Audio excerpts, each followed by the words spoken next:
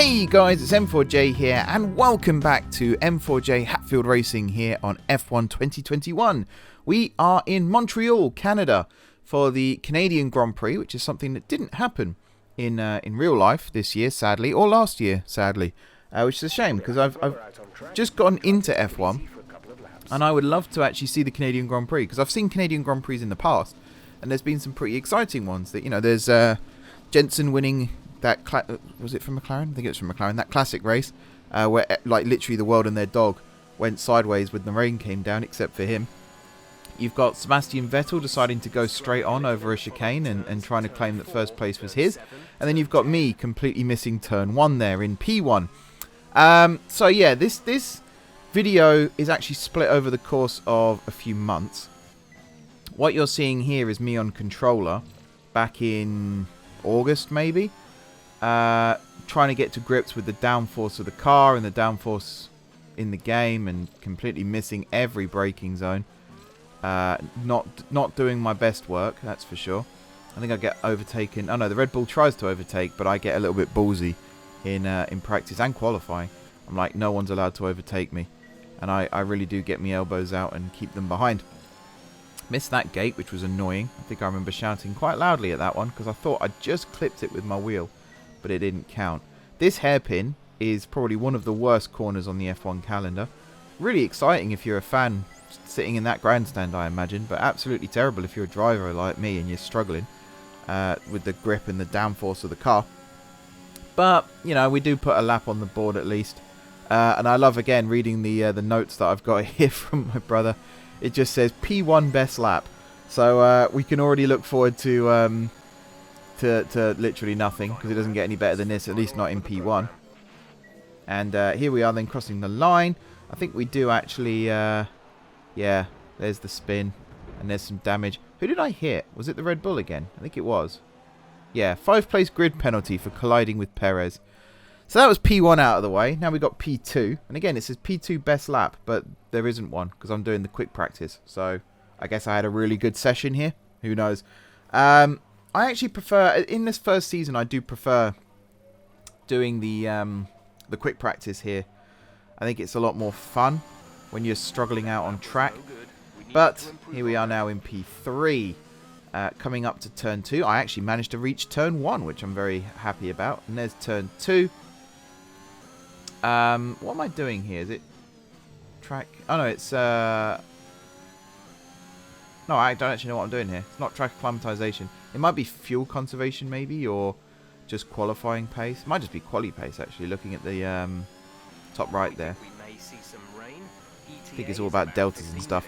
Ah yes, Jeff telling me about the rain. So, rain happens in F1. Spa this year tells us that. Doesn't necessarily mean it's fun or enjoyable. And when it happens in Canada, it's very, very unpredictable. So I've already talked about Jensen winning a race that started off dry and finished under torrential rain. There's been a few Canadian Grand Prix where it's just absolutely hammered it down. And you will see that happen again today in this video. It's just, yeah, I guess it's one of those things. Death, taxes, and rain in Canada. That was almost a bump with the wall of champions, which is funny because I ain't a champion, but hey-ho. Managed to complete the delta there. Oh, I think this is the race pace one. That's correct, yes. And then it started raining and things went a little bit wrong, and there the front wheel snaps off. And again, it says P3 best lap under the description there. There's the fast forward of me walking back. Yeah, you're going to see that a lot this season as well.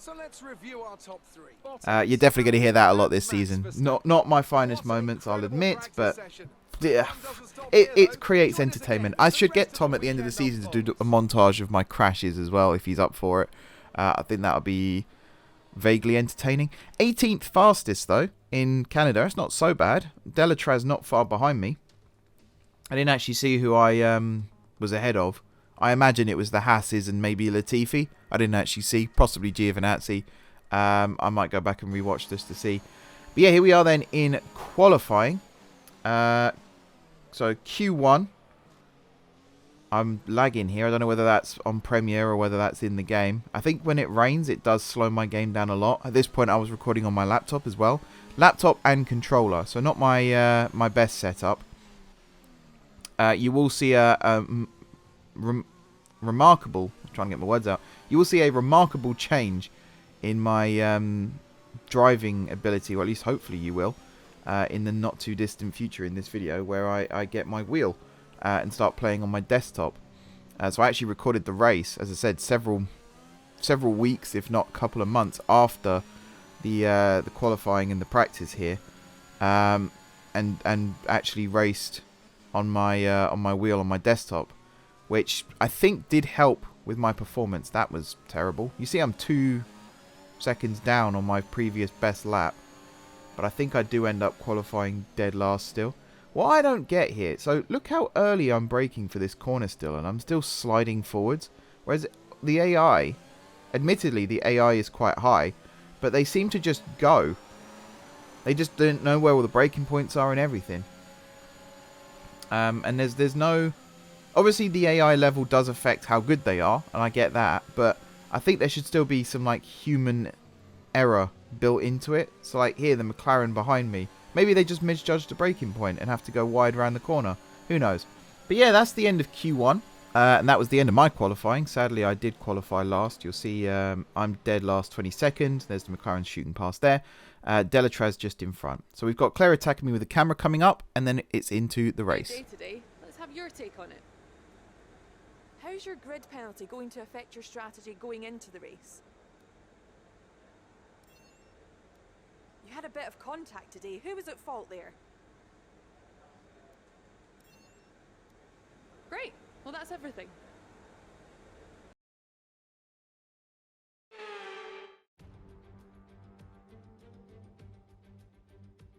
We're back once again beside the St. Lawrence River here in Montreal for the Canadian Grand Prix. The event first moved to a variant of this track back in 1978. It was won by none other than Gilles Villeneuve, the first Canadian to ever win his home race, and in whose honour the circuit would be renamed. With top speeds of around 210 miles per hour heading into the overtaking opportunity of turn 13, the 2.7 miles of the circuit Gilles Villeneuve are some of the quickest on the Formula One calendar. There are 14 corners in total, with 60% of the lap taken at full throttle, and average lap speeds clock in at about 130 miles per hour. Anthony Davidson joins me once again in the commentary box. And it's fantastic to have you with us here today, but I'm curious, as a man with experience out on the track, how do you stop those pre-race nerves from becoming overwhelming when you're lining up on the grid? Well, from the moment qualifying's over, you start to feel the adrenaline in your body build up and the buzz in your stomach as you anticipate the run down into turn one. It's all a bit like going into battle, and the unknown situation makes you nervous. Those pre-race nerves are a good thing. The day you don't have them means that you don't care anymore. And of course, you have to make sure that all the procedures are second nature to you, so that they're not taking up too much of your capacity. Before we begin, let's take a quick look at the grid lineup for today's race. Max Verstappen put in a fantastic lap yesterday, and he starts from pole position. Sergio Perez lines up alongside. Looking at the rest of today's grid, we have Hamilton, Bottas, Charles Leclerc and Norris, Sainz, Ricciardo, Gasly and Fernando Alonso, Tsunoda, Vettel, Esteban Ocon and Raikkonen, Stroll, Giovinazzi, George Russell and Mick Schumacher, Latifi, Mazepin, Delatraz and the engineer. Now, it's almost time for lights out, so let's go down to the track. So here we are then, race start. So a couple of things have changed. First of all, it's dry, so I'm out on the medium tyre for the start here. I think Delatraz is on the hards there, which is an interesting strategy. Immediately, Jeff comes over the radio and tells me that my ICE, which is the internal combustion engine, for those of you that don't know, is wearing out. I do change that for the next race, you'll be pleased to know.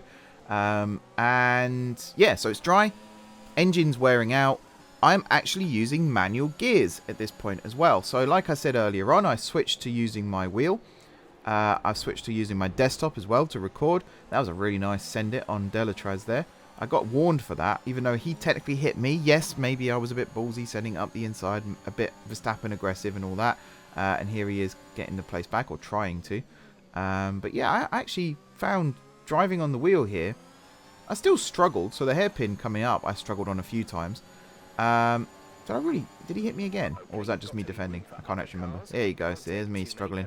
That was me looking in my rear view, seeing where Louis was. And that was me looking, I don't even know where I was looking there. But got that all wrong. But yeah, driving on the wheel is one thing, but also using manual gears. This is some advice I got from the Racing Games team. If you short shift, you can kind of get up to the gear that gives you the most grip immediately. So in my case, it's like third or fourth coming out of some corners. So you still start in second or third, and then you immediately switch up. And it just keeps the grip levels. So you can still lose the back end. You shouldn't go into it with too much confidence. There's another warning for colliding with Delatraz. You can still go into it with some confidence, but don't be expecting to still nail your lines each time, because that's not always going to be the case. Just like I said earlier, it's Canada, so of course the rain starts to come down, and you're about to see me get screwed by the team coming up. So I'm just looking at the timestamp. It's coming up in the next minute or so. So it's raining, right? You'd think when it starts raining, I think Jeff does actually give me a message about the tyres in a second as well. So you'd expect when I come into pit that I'd get put on the... Yeah, there you go. So he's talking about the rain right now. You'd expect that I'd come out on the inters. No. Actually, no. Not the case at all. Not only do I not come out on inters, they actually put me on softs, which is ridiculous.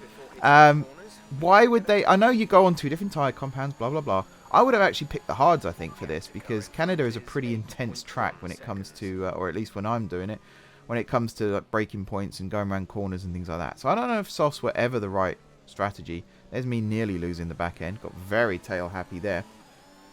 And I got a bit flustered. You see I'm forgetting to change gears. I do that a lot during this race. It was my first proper race in this series, at least, where I was using manual gears. I'd only used them once before. And that was around Abu Dhabi, where, you know, 8th gear, you might as well take that out. You're never going to use it around Abu Dhabi. Even on the straights, I think you only get as high as 7th before you've got a brake. Okay, I think it might be just about time to come and change these tyres. So yeah, there's Jeff, 4 laps in, and he tells me to come in and change the tyres. So I assume that meant come in and put inters on. You see I almost slam into the back of Delatraz there. Just about hit the pit limiter in time. Because I didn't think he was going to slow down like that in front of me. But in hindsight, it was the pit entry. Of course he was going to slow down like that in front of me. And I didn't know he was pitting on this lap either. So we stacked very, very close together. He gets inters put on, as you see there. And then I suddenly realised they've got softs. And I knew that he was on hards because I watched him at the start. So I saw those softs and I thought, have they seriously just put me on softs? So stupid. So stupid. And there's DRS being disabled on the same lap as well. So I knew that it should have been inters. And there's yellow flags here which are for me. Those flags are definitely for me because I'm going way too slow. So I had to I had to box again to put the inters on. And this time I actually went through the menu to make sure that I was getting the inters put on, which I'm very, very annoyed about. I think if the game tells you to come in and change your tyres because of weather, it should automatically switch to inters. Maybe I caught them out. Maybe I was meant to do one more lap or something. I don't know. But he gave me enough time to plan the pit stop. So I'm really, really annoyed that, you know, that ended up happening. I guess this was one of those quirks of the game. At least I had the opportunity to come in and put the inters on. I didn't crash out because I was on the softs. But it just means I took 2 pit stops when everyone else took 1. You will actually see, slight spoiler alert, kind of the reverse of this happens in the next race. Which, you know, oh, there's 3-second time penalty for cutting corners. I don't actually know if I used flashback there. I don't think I did by the looks of things. And I'm also getting lapped. You might notice there's suddenly cars around me again, despite the fact I'm a minute behind. There's a little tap on. I think it was an Alpha, so it must be Raikkonen, because I can't imagine it was Giovinazzi. It might have been. It might have been. No, I don't think it is. I think that's Giovinazzi. Oh, that's the Haas. It's just went past. No, that's Giovinazzi. Yeah, that Alpha. That's Giovinazzi.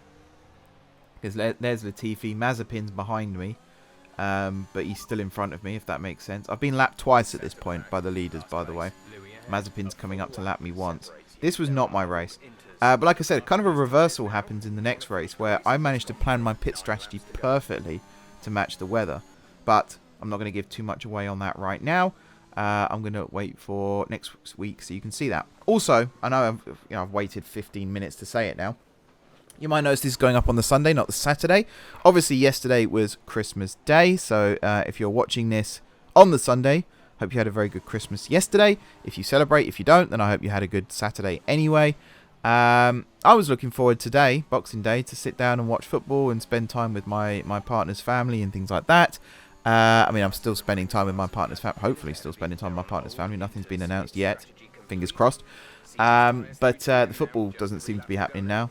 My teams are Stevenage and Newcastle. Stevenage, their match was postponed. Newcastle, they're playing on the Monday, the 27th. I'm just going to cross the finish line here. And Hatfield don't play until January now. So, yeah, there's a bit of a lull in football for me. Don't really know what I'm going to do with my time. So I only did 16 laps of this race. Everyone else did 18, but I only did 16 because I got lapped twice by the leaders. Driver of the day was Lando. I think Lando's on the podium for this race as well, which is insane. I think Verstappen won by the looks of things. There's Red Bull. But yeah, I'm going to stop talking now and let Crofty take over for a bit. How did they manage to achieve this win? Well, they clearly have a car that comes alive in the kind of conditions we were dealing with today. It's a very balanced package in the wet, and what that means is that the drivers have confidence to attack, and having that confidence gets you on the power earlier, it lets you brake later, and can put you a long way up the road. Red Bull put up an outstanding fight for the front position today, and it's great to see it paid off for them. They do so much for the sport that you can't help but be delighted by today's race win.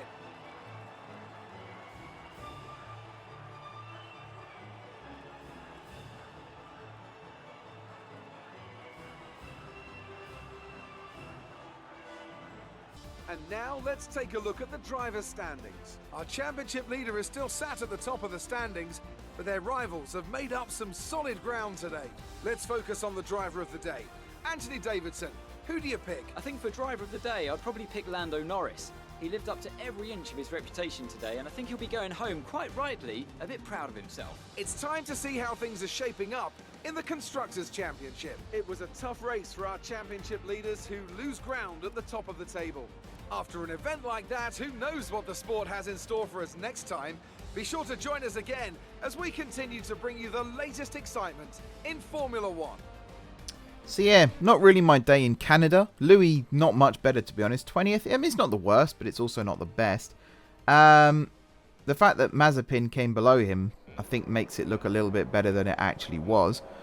Yeah, just not our race. I think if I'd have been able to pit early for the Inters, if I'd been brave enough to come in when it started raining, and also made sure that the pit strategy was sorted by me and not by the team, come out on Inters rather than softs, maybe it might have been different. But as soon as it gets wet out on track, it always becomes a challenge.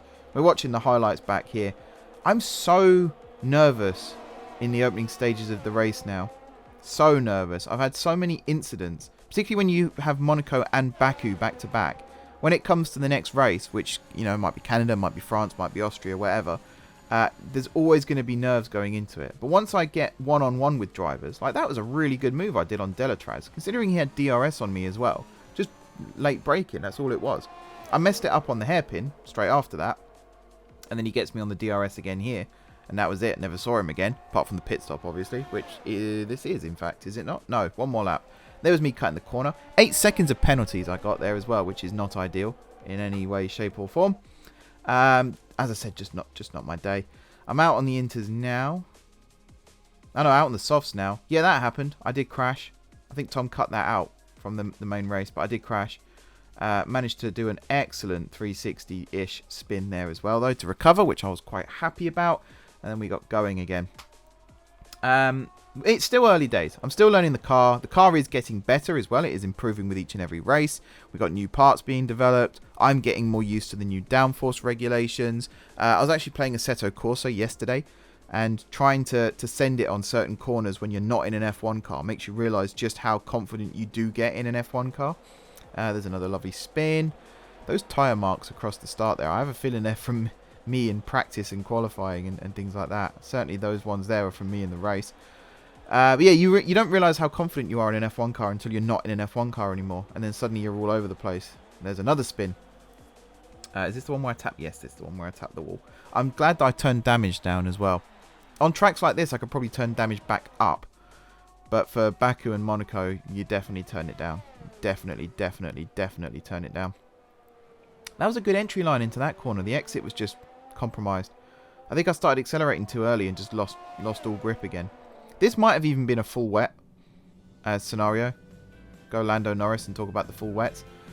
But yeah, wasn't to be, unfortunately. But next time we will come back and we will fight harder. So until then, thank you very much for watching. Don't forget to hit the like button if you enjoyed the video, and of course if you enjoyed the series so far. Drop those comments down below. Let me know how to upgrade the team, the car, the teammates, all that good stuff. And besides all that, if you haven't already subscribed to the channel, be sure to hit the subscribe button. If you have already subscribed to the channel, thank you guys for your continued support. And until next time, I will see you soon.